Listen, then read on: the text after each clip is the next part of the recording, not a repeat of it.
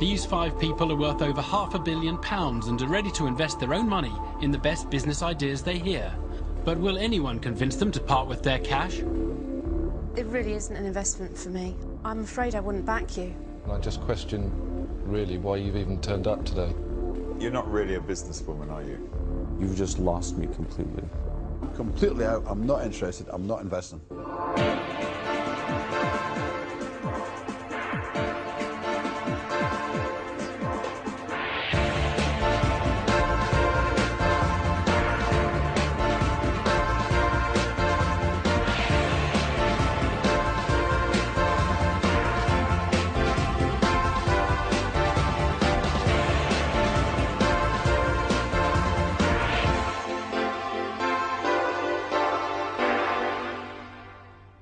Here in the Dragon's Den, 5 multimillionaires are about to arrive, ready to invest hundreds of thousands of pounds of their own cash in new business ideas. They'll meet aspiring entrepreneurs who'll pitch their ideas and ask for as much money as they want. So who are our 5 millionaires, the dragons in the den? Our first dragon is Duncan Bannatyne. He's worth more than £130 million. This Glaswegian entrepreneur has set up and sold several businesses and currently owns Bannatyne's, the health club chain. Doug Richard is a Californian entrepreneur who made millions buying and selling software companies. He now runs Library House, a high-tech investment company in Cambridge. Rachel Elnor is one of the UK's leading business women. Her company, Red Letter Days, takes experiences like driving luxury sports cars and sells them as gift packages. It's valued at £25 million. Simon Woodruff left school with just 3 O-levels and spent years working in the music business before launching Yo Sushi, a Japanese-style restaurant chain which made him millions.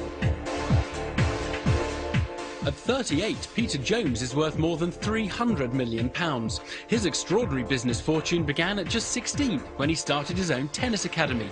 He now runs Phones International, a thriving telecoms company. Our multimillionaire investors are going to see dozens of pitches from budding entrepreneurs desperate for cash to start their businesses. There's only one rule: they must get at least what they ask for, or they don't get a penny. First into the Dragon's Den is David Tully from Blackpool. Now he wants to escape his job as an IT consultant and go it alone with a new product he's devised. But for that he needs £50,000. Remember, he has to get at least that, or he goes away with nothing.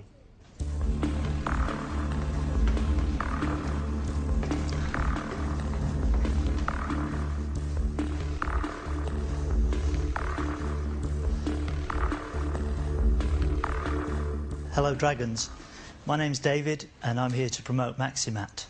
I'm looking for an investment of £50,000. Maximat is an odour absorbing mat for dogs. Using a number of filters within the mat, it actually absorbs the smell from a dog. The filters are replaced every 3 months. There's 2 sizes. The retail price of the large mat is 20 quid and the smaller mat will cost £15. This product is not only useful for dogs, it can be used on shoes. So if you've got a smelly pair of feet, take your shoes off, put this mat over the top of them and it will actually absorb the smell. We're hoping to use it for the dogs initially, but the second line promotion is to use it for shoes and trainers as well. There's nothing like it in the UK, there's nothing like it in Europe, and as far as I'm aware, there's nothing like it in the world, so you can see the potential. Thank you. David is offering a 10% stake in his company in return for the £50,000 he needs. All he has to do now is convince the Dragons his odour-absorbing mat is worth investing in. So, tell me first of all, how did you come in? You're a dog owner? No. No, You've got smelly shoes? I've got smelly shoes. So is that how you got interested in it? No, my brother-in-law, who's my partner, he's got a number of dogs and they smell. And he was trying to think of a way of making the dog less smelly. He's been using one of these for 12 months. Over that period of time, not only the dog, but the actual room loses that smell. So you can walk into the lounge now and you don't smell dog.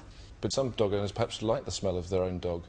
I've yet to meet one, to be honest. I mean, we've put this product... I can tell you I'm one. You like the smell of your dog? Absolutely, because I keep the dog clean and I wouldn't want to put a dog on a mat that gives it some sort of sweet rose smell. It doesn't give it a sweet rose smell. What does it do? What it does is it absorbs the smell from the dog. And when the dog walks away, does the dog then, is it free from its dog smell? The more the dog uses the mat, the fresher the dog. It's not going well. Peter Jones clearly has reservations about the product. It seems David has found himself pitching to the one millionaire investor who actually likes the smell of his dog. Rachel Elnor has also got concerns. Do you have any business experience? Yeah, no, I've run some businesses before. And have they been profitable? Yes. What happened to them? Well, one was a sunbed business. Why aren't you doing that anymore? The unfortunate thing was working full-time on my day job and then doing What's the day job? IT. And you're still going to do the day job? No, I'm due to. At the moment, I'm contracting, and I'm due to. You're going to give up your IT job for the dog odour eater? Yeah, if we get this off the ground, you know, there'll be nothing better than seeing this in the shops. We feel that this is the one. Although David thinks his product is the one, the Dragons are yet to be convinced, Doug Richard in particular. I honestly don't understand what problem you're solving. So, hear me out. I'm a dog owner. Okay. I got a retriever. Not the smartest dog in the world, but certainly ranks up there as being one of the more smelly dogs. You know, she's rich, ripe, yeah, with odor. And our current solution to that problem is my children wash the dog. Now, my dog has a mat. It's actually a blanket. My dog loves her blanket. You know why she loves her blanket? It smells. It smells of her. Yeah. Now, eventually, that blanket gets to a point where we think, that smells a little bit too much like our dog. So we wash it. It seems to me that a large portion of the world has a blanket and a washing machine. So the real question is not whether or not it works, but whether or not people care. Are you really solving a problem here? Yeah, all dogs smell, whether you like the smell or not.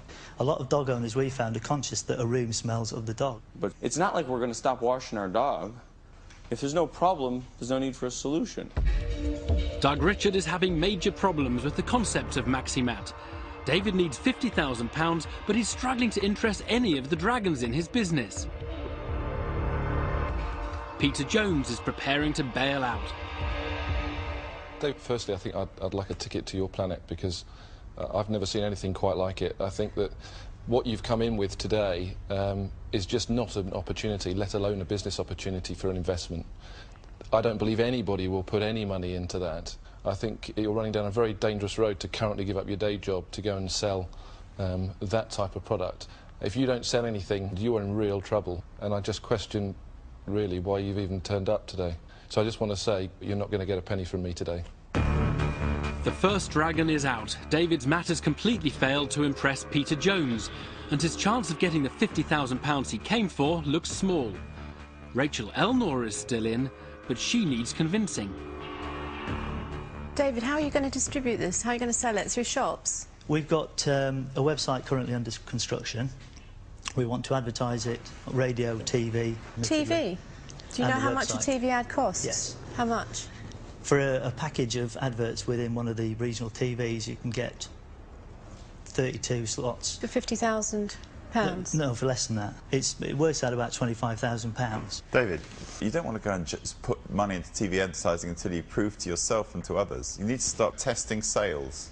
We've tested this product with friends and family. Now, I'm talking about getting an editorial in your local newspaper, putting it on sale in some local shops, and seeing if you can make some sales. Yeah.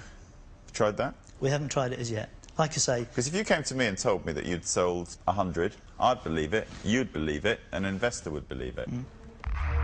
David is unable to prove there's a market for his product. While Simon Woodruff is trying to help him out with some practical advice, Doug Richard decides to get straight to the point. It is the #1 responsibility to yourself and to an investor to prove a concept. You have jumped over a step. You've proved it to yourself in your mind, to no one else, and you're about to take my money and spend it in a heroically inappropriate fashion, because £50,000 will get you nothing in the way of advertising on TV. It will get you not enough impressions to make an impression, and you will therefore go to zero and be out of business. And you will never know whether it was because it was a failure of capital or a failure of product. Like I said, We have tested the product. Testing the look, you can't just give it to friends and family and test the product. You have to find a stranger who gives you cash. That's testing a product. We have had strangers, as you put it, buy the product. Well, anyways, I apologize. I am out. Doug Richard has given up on David and his Maximat. With him and Peter Jones out, David could be in real danger of losing his chance for investment. I think this has got all the ingredients of a classic business failure. You've got an innovative idea, but not quite unique enough for someone to go out and specially buy it. You've got bags of optimism combined with just total naivety about the amount of marketing spend you're going to have to do to get there. I don't see it working, and I worry for you, actually. There's no need to worry for me. I worry for you giving everything up and all your savings and putting everything into this, because I think it's a very, very steep business hill to climb. So I won't be investing, sorry. Rachel Elnor is also out. David came to the Dragon's Den for £50,000, but there are just 2 dragons left. Simon Woodruff and Duncan Bannatyne, who's not in a forgiving mood. When you walk into the bank and you ask the bank manager for a loan and he says no, all your friends and family tell you the bank manager's wrong. When you go to an investor and he says no, all your friends and family say the investor's wrong. You've got a fantastic idea. But one day you have to wake up to the reality and understand that your friends and family are wrong and you're wrong, because this is not going to sell, no one's going to invest in it, and I'm definitely not going to invest in it. It seems David's hopes of success are fading away. Peter Jones, Doug Richard, Rachel Elnor and Duncan Bannatyne are all out. Simon Woodruff is his last hope. David, I'm contrary to some cynics around me here. I think that you've got a good product, and I think you're absolutely spot on that TV advertising is exactly the right way to do it. Back of Sunday colour supplements, all of that is exactly, even shopping channels. And I would have thought there was an enormous market. But you've got to prove that something sells on something which you don't know like that. And you didn't do it, and that's why I'm not investing. Go away and you'll find an investor if you sell some. But I'm not investing. Thanks. So, after a crushing experience in the Dragon's Den, David has failed to secure an investment. But he's leaving the Dragons divided over him and his product. He could sell shed loads of those. Why don't you invest then? You'd need to sell warehouse loads because to make any it's money. not proven. It's not It's simple as loads. that. I bet he goes away now and tests it. He's going to go back to his wife and say, we're going to test this. He's learned something today. Maybe. But we don't have to beat the guy up because he's somebody who's taken the trouble to get off his arse and find a way out. And to sit there with all of you guys beating him up as if we're some dragons and he's something. Give them some encouragement. I feel for him because he is going to fail and lose his money if he doesn't lose that naivety. So educate him, but don't beat him up like he's some big deal businessman. If you I listen. didn't hear that at all. I heard you. What I heard He was got somebody advice who from every wasn't single one of us.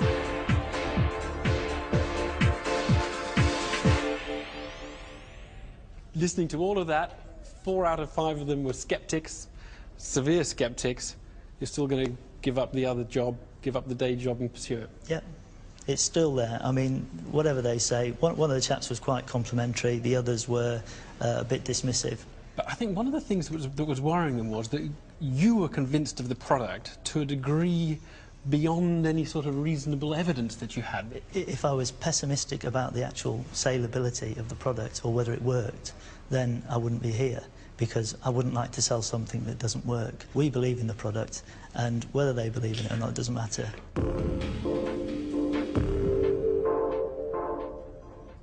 Over the last few weeks, the Dragons have invested hundreds of thousands of pounds in new business ideas. Will our next entrepreneur be successful? Barbara Simpson-Burks from Derby is looking for £250,000.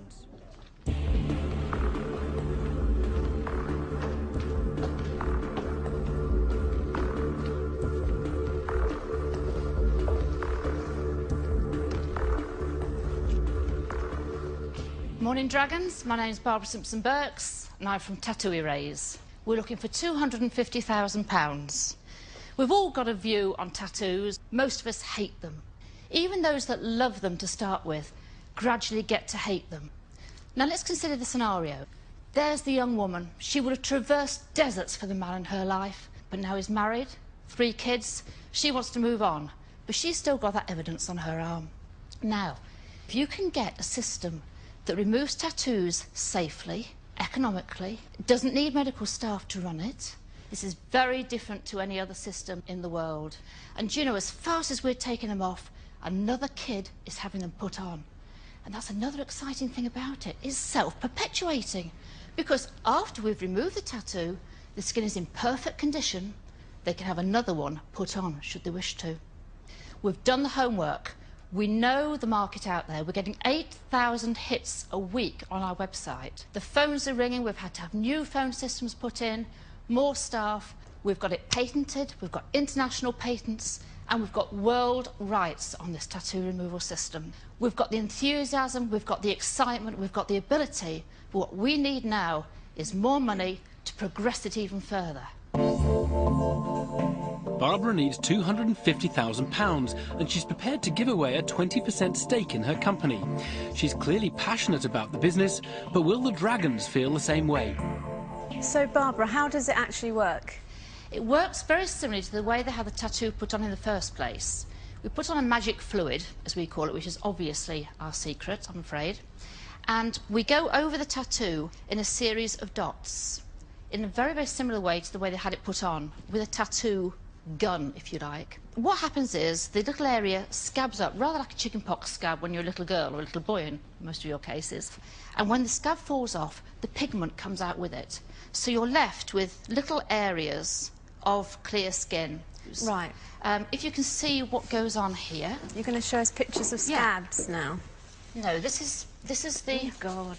Isn't that horrible? There's the tattoo at the top, and this is where the area's been treated, and that's the clear skin coming through. Obviously, most treatments will take about a year to go through. Right, and the cost is? Most clients will spend about £1,000 to get rid of a tattoo. Are you administering this, or are you now going to sort of licence this so you've got hundreds of people around the country who are using your system? We're already setting up franchises throughout the UK, then Europe, and then the world. Barbara has big ambitions for her groundbreaking tattoo removal system. Her plan to franchise it to beauty salons across the world make it seem a promising investment. So you actually got these patents granted? Yes, international patents. So you invented this serum? No, not at all. What happened was I was bombarded with emails from a chap in Germany, the chap that invented the magic fluid. He doesn't own the patent, you do. How does that work then? You'll need to speak to my husband wished about that.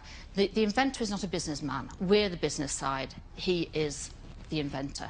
Could you bring up... I'd Does love to. anyone mind? No, I think we need to see. I think you guys are a team, and we're going to have to hear both sides. We are a team. Even though someone else invented the tattoo removal fluid, Barbara says that her company owns the rights. The Dragons want to find out more about this unusual arrangement from Barbara's husband and business partner, Richard. Hello, I'm Richard Simpson-Burks. Hi, Richard. You own the worldwide patent to that magic fluid? Yes. What about the inventor? What does he have now? Well, we've built up a very good level of trust with this gentleman, and he offered us half of the patent rights. You own half the patent rights, or all the patent rights? Half the patent. We have 50% between us of the patent rights. Barbara said, we have the worldwide right, I wrote it down, we have the world rights to this product, this patent. And when you say we, and you're selling shares in a company, we assume you mean the company. Right. Duncan Bannatyne has established that Barbara and Richard do not own all the worldwide rights. They only own 50%. The other 50% belongs to the German inventor. This isn't going down well with the Dragons. And with this in mind, Rachel Elnor wants to establish just how successful their business really is. How much in the past 12 months revenue have you generated? In the last 12 months, revenue generated is minimal, £10,000. That's not what we've been working on. But Barbara said your phones are ringing off the hook, you're having 8,000 hits on the website. You've got to bear in mind that we can only get so many people through the door in Derby to remove tattoos. It's a very limited space to do it. We're short of franchisees. OK. We've so got what's your people projection for the coming 12 months, then, given you've got this huge demand? Setting up the franchises, as I say, we've started off with 3 What's your now. financial projection for the next 12 months? Well, for the individual franchisee at the bottom of the pile, as we're running the business in Derby at the moment, i.e. one outlet removing tattoos, that should be comfortably doing within the year well over £100,000, possibly £200,000. It's very difficult to know how to do it. Richard is struggling with the figures. He needs a £250,000 investment, but Rachel Elnor is deeply unimpressed. Barbara, when you came up and you did your presentation, I thought you were fabulous, and you painted this wonderful picture. And I really hope when you brought Richard up that he would be a really accurate backup that I think your marketing side needs. And so in that respect, I'm sorry to say this, Richard, you've let the presentation down. Oh, I'll talk to him later about it. It's not an investment that I would get involved in, the way that you framed it, so I'm out. Rachel Elnor is out. Unfortunately for Barbara, her husband Richard, stumbling over the figures, has cost them both dearly. And Duncan Bannatyne, who's shown no interest so far, has heard enough. Let me just tell you where I am. I think we know where you are. Get a move. You're very opinionated, Barbara. We're all opinionated. If you run a business, you are. I'm sure you all are. Regardless of whatever's been said, I don't believe there are enough people in the United Kingdom with tattoos who are going to pay £1,000 to have them removed for this thing to work anyway. I'm sorry, you're entirely wrong. I know you think I'm entirely wrong. You haven't convinced me there is. The people aren't there. Sorry, you've missed it. You've missed the point. I've missed entirely this investment. I'm completely out. I'm not interested. I'm not investing. Duncan Bannatyne is out. 3 dragons remain: Peter Jones, Doug Richard and Simon Woodruff. They think they're being offered part of a potentially global business, but Richard is about to drop a bombshell. The company that we're talking about will be Tattoo Erase UK. We're talking about the UK franchise here. We're not talking about the world rights. I mean, come on, gentlemen. £250,000, you're not going to buy the world rights. Richard has clarified the deal and shocked the Dragons. In return for a £250,000 investment, he's only prepared to give the Dragons a share in the UK arm of the business. He wants to retain the worldwide rights for himself. This is causing Peter Jones major concerns. I've sat here quietly and you've been very good. Yeah, thank you. You've come here to try and gain an investment, haven't you? Yes. You haven't put a structure together that actually gives me a real input to owning anything of any substance apart from potentially a rollout of a franchise. So my conversation is quite short and sweet. From your perspective, you're not clued up, Richard. You're not clued up on the figures, the financials, and actually what you want to do with this. My primary objective is to evaluate risk. So I'm not going to invest today. Barbara and Richard are in real trouble. By keeping the worldwide business for themselves, they've lost Peter Jones. They want £250,000 in exchange for 20% of the UK business. 3 of the Dragons are out. Only Simon Woodruff and Doug Richard remain, but one of them is about to provide a glimmer of hope. I really like you. Thank you. And I like your style, and I think that you know what you're doing, and I just get that sense about you. I think you've got a very, very sexy product. I think that it's about making space available to do new tattoos as well. That is a part of it. Not just a negative thing, it's a very exciting thing, and I think I could work with you. I've got that feeling. And what I'm going to offer you today is I'll put 125 in for 10% of the overall company, and I'll put my services in, at least for the first year, free of charge. And that's my offer to you. Thank you. Thank you. But I'm into everything. Simon Woodruff has amazed the other Dragons by offering half the £250,000 that Barbara and Richard came for. But he wants 10% of the whole business, apparently including the worldwide rights. To complete the deal, Simon needs someone else to put in the rest of the money. Doug Richard is the only Dragon left, but he's confused by what deal is on offer and wants some straight answers.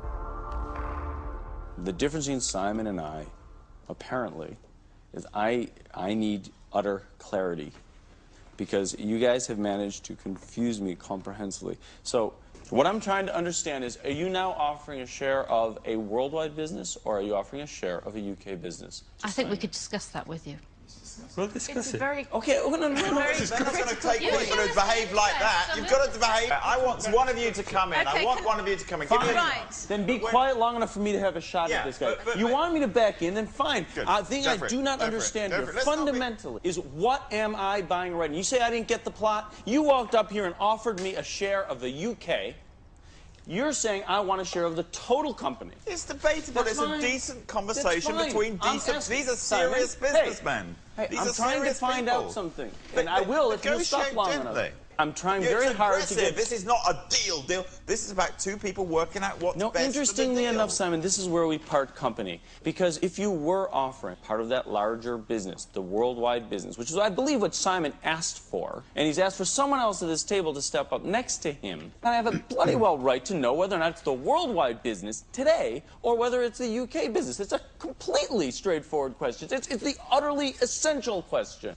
I will offer a share of the worldwide rights, and to be perfectly blunt with you, I would have been amazed if we'd have got away with the UK franchise. Well said.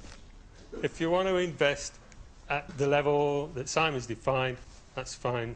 We'll talk about it. Under pressure from Doug Richard and Simon Woodruff, Barbara and Richard have done a complete U-turn and opened up the deal.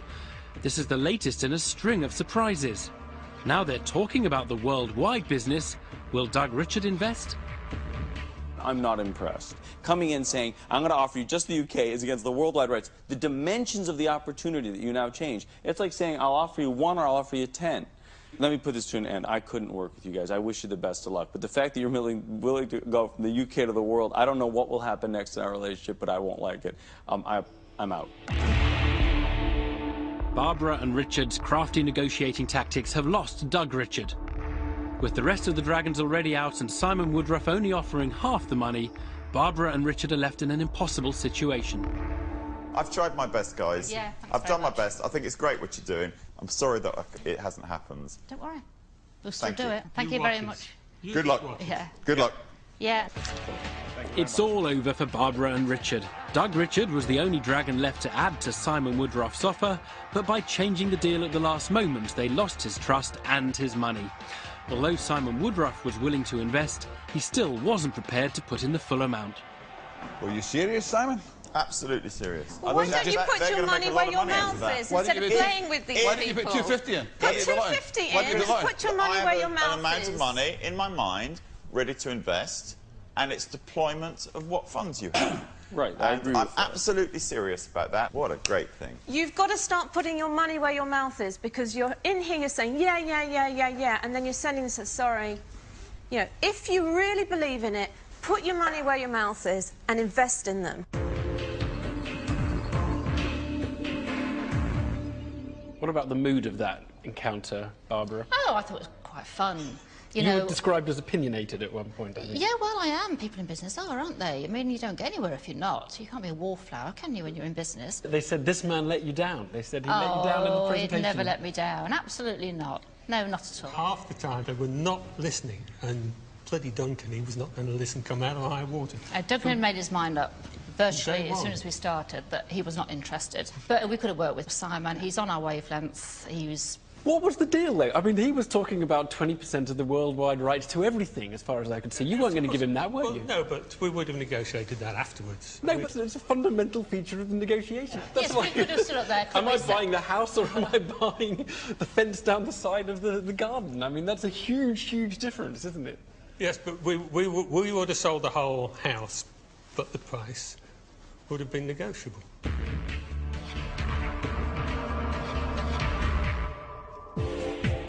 Other entrepreneurs bold enough to face the Dragons included Natasha Mason, who tried to dazzle them with her range of novelty aprons. Today I would like to present to you a new kitchen fashion label called Tasty. Perfect for little sweeties, bite-sized babes, gourmet girls and beefy blokes. Tickle your taste buds with tasty aprons.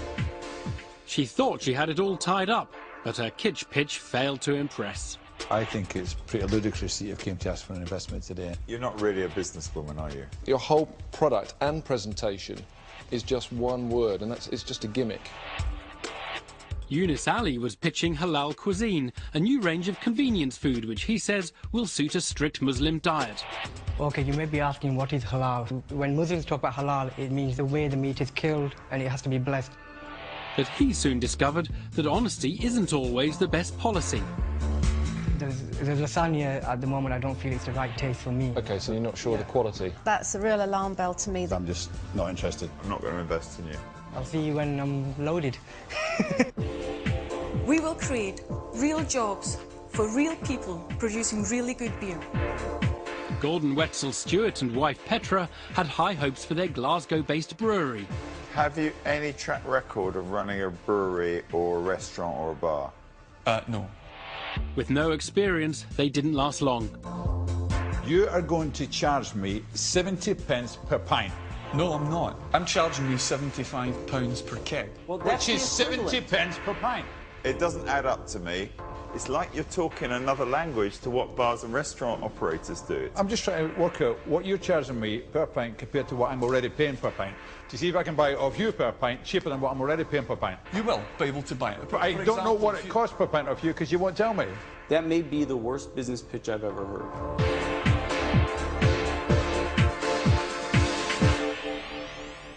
Now, our next entrepreneur is Rachel Lowe, and she had her business idea while working as a taxi driver to pay her way through university.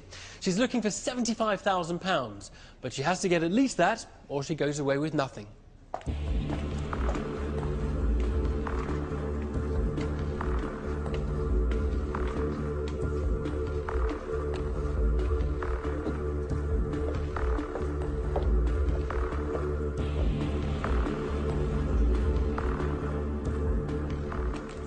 My name is Rachel Lowe and I'm the Managing Director of RTL Games Limited.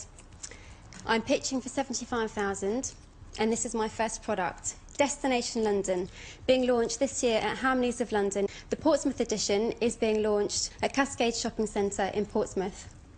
Now, I came up with the idea for this game whilst working as a taxi driver in Portsmouth to pay my way through my university law degree at the University of Portsmouth. I then spent several months researching the industry and I found a huge gap in the market. Tourism. 30 million tourists go through London every year and it doubles up as a perfect souvenir of the city. The players' pieces are miniature London taxis. The destinations on the board are all famous tourist attractions and the idea of the game is that you have to earn as much money in a shift as possible.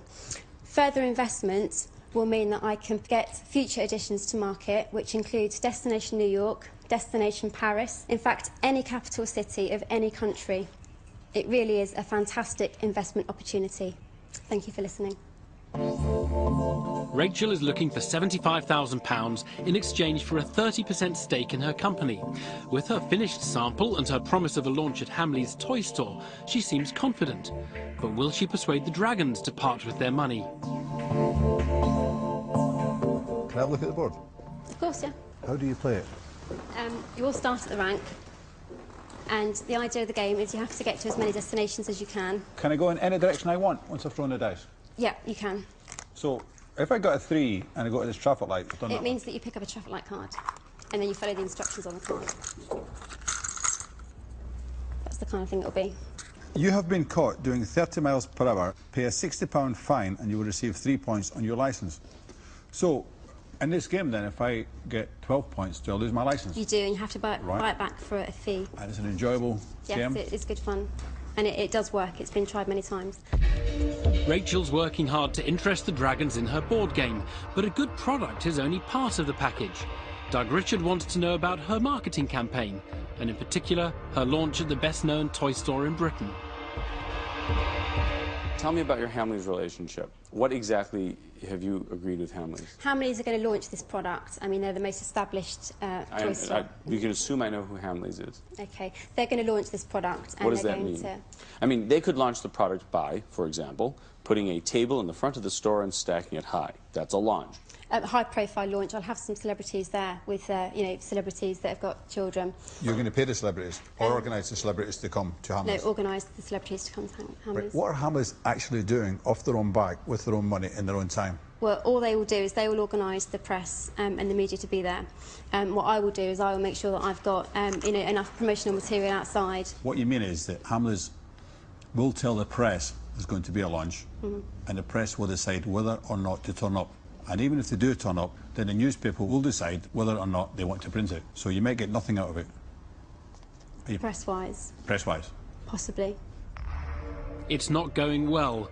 Rachel was pinning her hopes on her Hamleys launch, but the Dragons are sceptical. They aren't convinced that a celebrity-endorsed board game will guarantee her any publicity at all. Rachel Elnor needs convincing on other matters. Rachel, how many units of Monopoly are sold a year? 700,000. Across the world or in the UK alone. Isn't that a pretty big competitor? If I was looking for a board game which is a souvenir of London, aren't you up against a massive competitor there because it's the biggest? Well, you know, Monopoly is the most established board game, but what I've got to do is get a distributor that will give me the same presence within the marketplace that Monopoly has. This will sell. Any Distributors don't give you market presence, and you have to have a sales force to persuade the retailer to tell the distributor to send it. A distributor is a place where stuff is held. So you misunderstand the role of the distributor in the marketplace. They don't push products into market. They don't have the net profits to do it. But Hasbro is the market's leading distributor, and if they have a product that is in Woolworths, then they advertise it, and that is why they're the market's leading distributor. Do you know how many new games are introduced every year? How many new games? Yes, board games. In the UK market, I think there's about 20 each year being introduced. And what percentage of them last more than a year? I don't know that. Okay. Rachel's struggling to answer the questions, and under the scrutiny of the Dragons, she's starting to look unprepared. She desperately needs £75,000 of investment.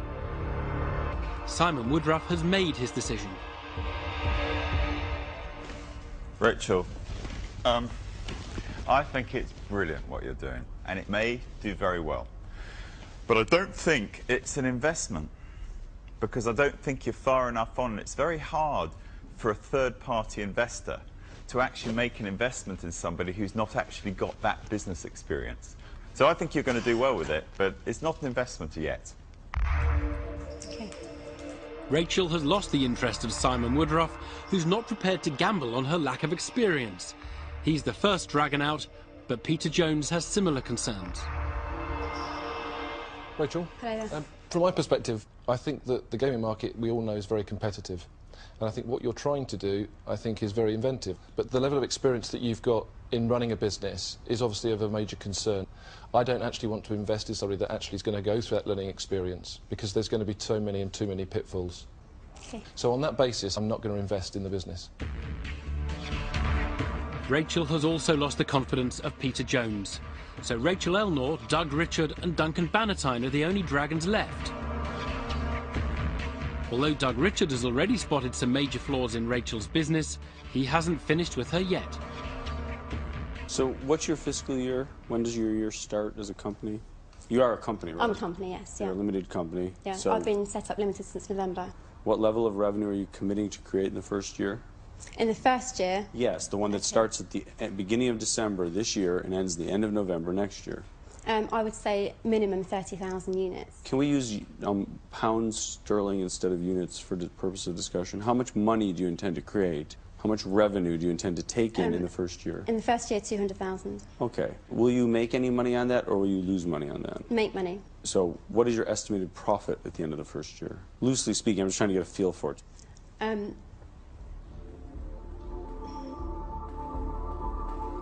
Doug Richard is the last person any entrepreneur would want to face if they didn't know their figures, and Rachel seems to be out of her depth. If she can't give convincing answers, she's going to lose him. The pressure is on.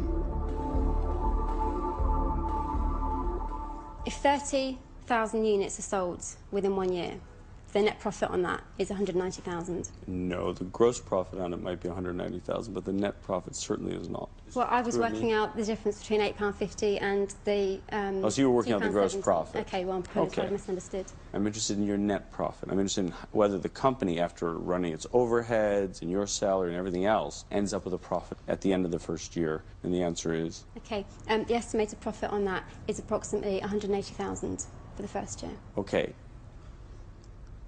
You've just lost me completely, my interest. We can't even have a basic business discussion. It is entirely impossible for you to have a £190,000 net profit on £255,000 of sales after we've just gone through a discussion that your costs are greater than that. To have all of these figures in my head. It is not a matter of precision of numbers. You know, I don't care if you're even close, but you don't have in your head a sense of it. What annoys me is that you have managed to put all this effort and time into something and yet stand here in front of me and be a wasted opportunity. I'm annoyed for you, I'm annoyed at you. Maybe this is going to be the best learning experience of your life, and maybe you will succeed, but I'm out. Okay. Rachel has been torn apart by Doug Richard, and her confidence is vanishing fast.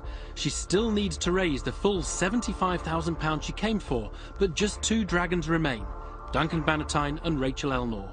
Her chances of winning them over look slim. I'm amazed, actually, that you could not know the difference between gross profit and net profit. No, I do know the difference. I just got confused with the question because I didn't have my figures in front of me, that's all. Not from a sheet of paper, you should learn it. I think you probably regret not having done that today, but that's a learning curve, so I hope you've learned something and you've learned enough to continue. So I'm out as well. Thank you. Duncan Bannatyne has also been put off by Rachel's shaky grasp of the figures. With him out, the only dragon left is Rachel Elnor. It doesn't seem like you've prepared very well to come in front of us today. You don't know the difference between gross profit and net profit. You haven't got the figures in your head. Quite apart from the fact of whether it will sell or not, and I think there's big question marks over that. It will sell because it's not only got the tourism market, it's got the mainstream market. Rachel, I do feel for you because you've come into this environment. You remind me of a bit like a sort of lamb to the slaughter in some ways. I think your presentation was a bit confused. I don't get the sense that you've just got that kind of business snappiness. It really isn't an investment for me. I'm afraid I wouldn't back you. It's the end of the road for Rachel. She's leaving the Dragon's Den with nothing. When it came down to it, it was Rachel's pitch and not her board game that cost her the investment. She just seemed too nice and just be eaten alive in business. It's just a crappy investment.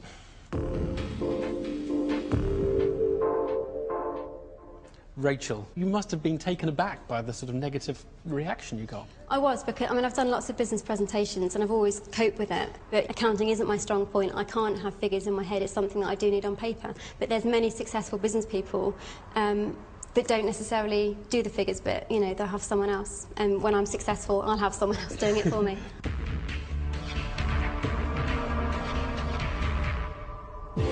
Another budding entrepreneur who failed to make the grade was Stuart Twin, who came with his bio bin for storing smelly rubbish. 4-day-old organic kitchen waste. You don't need to come near me, that's like I thought it was Duncan's aftershave. And it was Duncan who thought he sniffed out a problem. When you opened the door and I came close to it, I could smell it. Well, no, I'm sure that... No, I could smell it. I could smell it. OK, well, obviously, I'm disappointed that that's what you smelt there. I'm struggling to see why anybody would want one of these.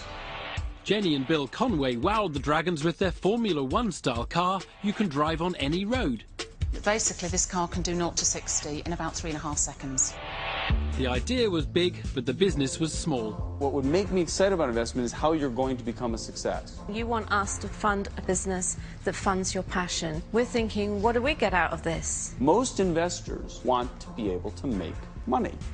But at least they nearly sold a car. How much do you want for it? That one, 35. I'd be interested in buying the car, but I wouldn't be interested in investing in the company.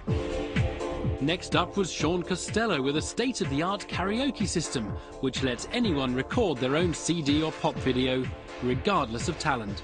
You are rocking to the shang-a-lang sound of the music. But his plans for a karaoke empire were too ambitious.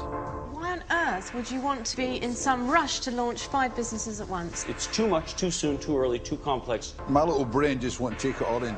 It is starting to get complicated, but the whole point is it is very simple. Next up is Paul Thomas, a PhD student from Sheffield. Now, he thinks his research has led to a scientific breakthrough, but he needs £75,000 to make it into a business.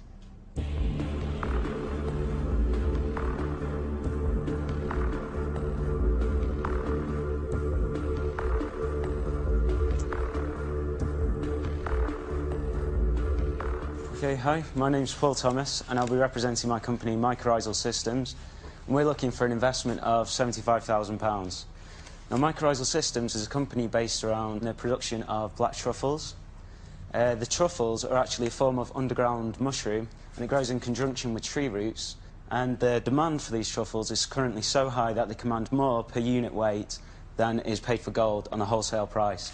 That's £1,000 a kilogram based on last year's prices. Because of this high value, many people have tried to cultivate their truffle, but only very few have succeeded. What we've developed is an enhanced technique, and using this enhanced technique with 2,500 trees, we can expect a turnover in excess of £1 million within this 5 to 7 years. And what we're asking for is the £75,000 is to buy land so we can set up this plantation. There's also the potential of a 10% profit share, and if you take this, this will give you an income of in excess of £100,000 a year. So in summary, Mycorrhizal Systems represents an environmentally sound, financially secure and potentially very high-yielding investment. So thank you for listening. Paul has come up with an unconventional plan to use his own research to start a truffle plantation. He needs £75,000 to buy land, and in return he's offering a 10% share of his profits. But before they get down to business, Duncan Bannatyne has a problem. Please excuse my absolute ignorance. Yeah. But I have to ask, what is a black truffle? I've never heard of them. Okay, sorry, yeah, it's a very highly prized form of fungus which grows underground, and it looks kind of like a warty black lump almost, but they command very high prizes. What do you do with them? You must have had them at the Ivy, sprinkled over your pasta. It's food? Yeah. It's the most delicious gourmet taste you could ever have. Or a little black truffle sauce. No, you got I just had to ask that one. Wild truffles are rare, and because they grow on the roots of trees, they're notoriously difficult to find.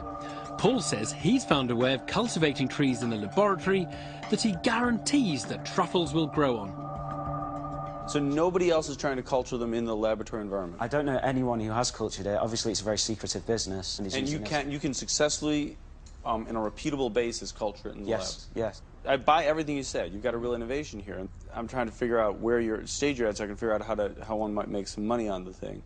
Okay, we're ready to get the trees started and germinated and get them in the field, but we haven't produced the truffles. So what we know right now is that you can do it in the lab? Yep.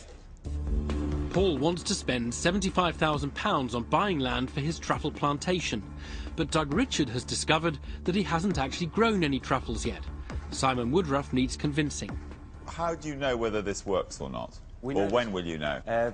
Period of time before they start yielding will be 5 to 7 years, so before we know that they're producing these top yields will be then. So you've got to wait 5 to 7 years, and the investor's got to wait 5 to 7 years to see if this works or not. So you had me. You appeared so confident. Yes. And you seem to know your subject so well. Yeah. But now I'm thinking this is a great big gamble. The Dragons have realised it could be up to 7 years before Paul finds out whether his extraordinary venture has succeeded. This is a long wait and a big gamble for any investor.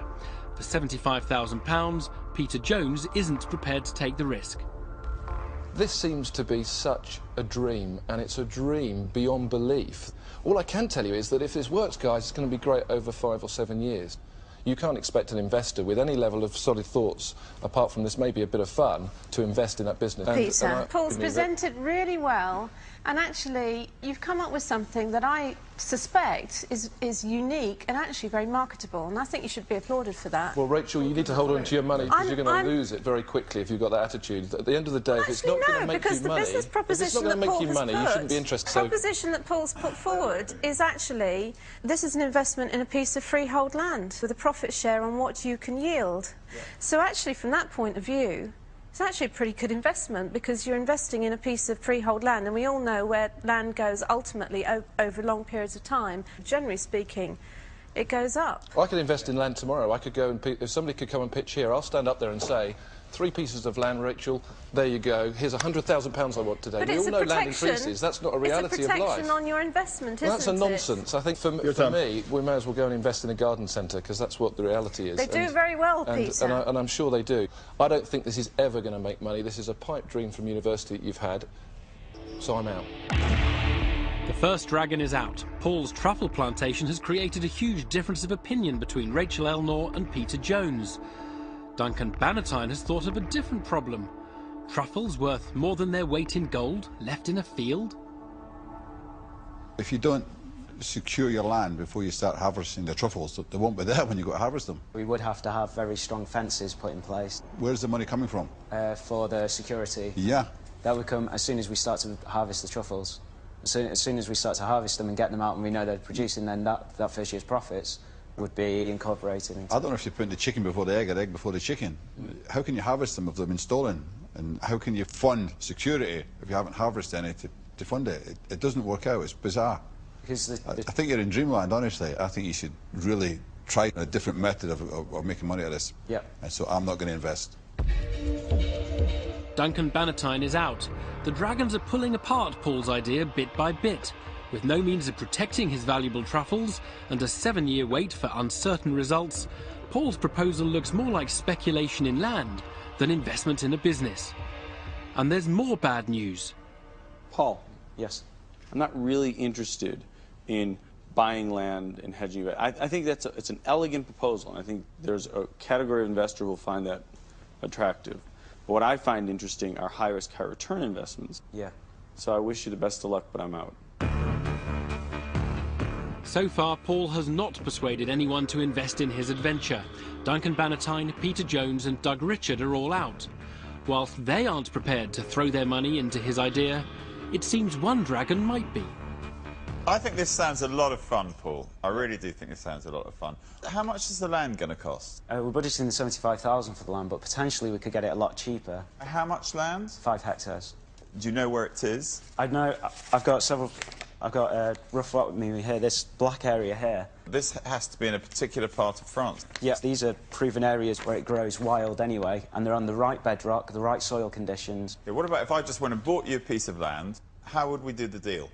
I think at the end of 5 to 7 years, that I get my land back.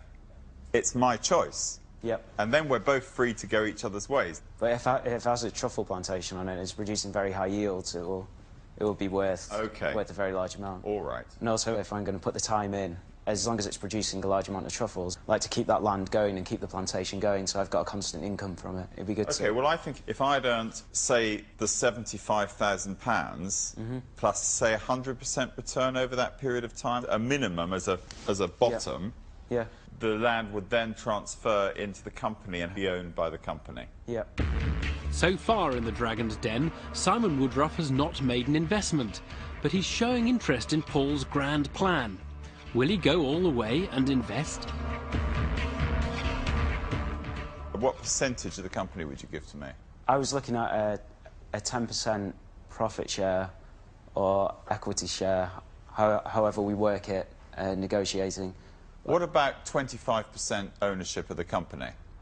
I'm not really sure as to the possibly. Let me think about this, and I'll come back to you on this one. Simon Woodruff is stalling, but Rachel Elnaugh has yet to show her hand. Will she decide to gamble on Paul's £75,000 adventure? I think almost always in business, nothing is a guaranteed surefire thing. There's always risk and uncertainty in business. And actually, that's the fun of it. This is like a little pension fund type investment, and I think it's interesting. And I'd go in 50-50 with Simon on that basis. And I would treat it as a speculative investment, but I actually like you, and I think you need someone to back you. Are you interested, Simon? Yeah. First of all, I'm not interested in doing a deal with anybody else involved. I'm not interested if Rachel comes in. Okay. I think we'll have a very, very good relationship, and I think we'll do other things together. And that's what I'm investing in. I'd like to be your mentor, and I'd like to really help you. After a series of battles with Rachel Elnor, Simon Woodruff has finally put his money where his mouth is. He wants nothing to do with Rachel and has decided to go it alone and invest the full £75,000. Paul, listen, I won't stand in the way of Simon, but I'm upset that he doesn't want to do the investment with me, but I'm happy for you to do that deal. Okay. I'm happy with 25%. Yeah. And if you're happy it's a deal and you go down and find the land, I'll buy it. Yep, 25. Done. Okay. So look out the nation for truffles, right? Paul's got his money. Despite the uncertainty, Simon Woodruff and Rachel Elnor were both keen to invest, but it was Simon who clinched the deal. You can go now. That way. Simon's answered his critics. I can't wait to taste your Well truffles, done, Simon. Yes, you Well can. done. 7 years is how long you're going to wait. I'm really upset that you didn't want to go into investment with me, though. It's nothing to do with you, Rachel. I think this is one deal that I just want to do on my own with a guy that I like, straightforward. It's a relationship. Yes. It's not just about a deal. And as soon as you get 3 people, you know what it's like in bed with 3. Maybe fun, No, but it actually, doesn't work. But please tell me.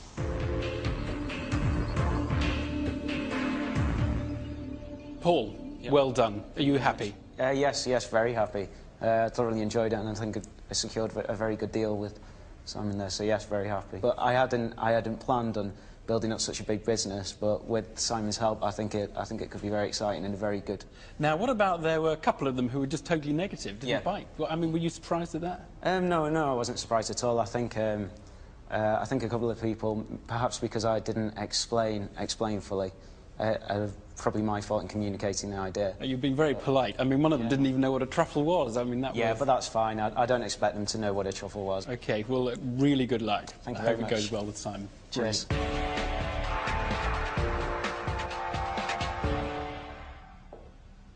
We've had some unusual business ideas in the Dragon's Den today, but only Paul Thomas got his investment, £75,000 for a truffle farm. Those who didn't succeed shouldn't be discouraged by negative comments, though. As Peter Ustinov observed, if the world were to blow itself up, the last thing you'd hear would be the voice of an expert saying, it can't be done. Goodbye.